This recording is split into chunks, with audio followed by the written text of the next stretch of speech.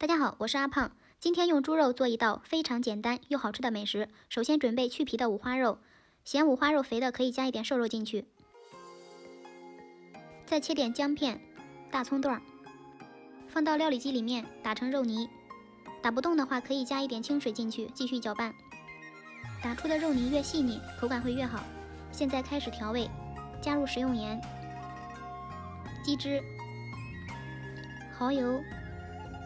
再加点红曲米粉，不要加太多，大约5克，主要是为了使颜色更好看。碗内准备适量清水，加入木薯粉，木薯粉多一点的话，口感会更劲道。我这里肉泥是1斤，木薯粉125克，分3次加入，顺着一个方向搅拌上劲。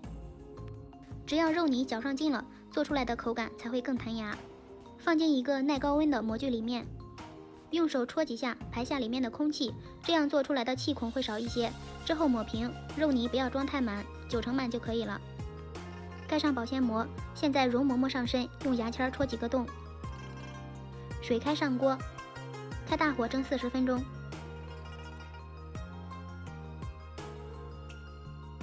我们可以看到非常的有弹性。放凉取出来，之后切成片。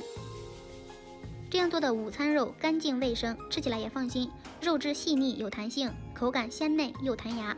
喜欢的话可以给家人做哦，吃不完的话可以放进冰箱里面冷藏4、5天，都是没有问题的。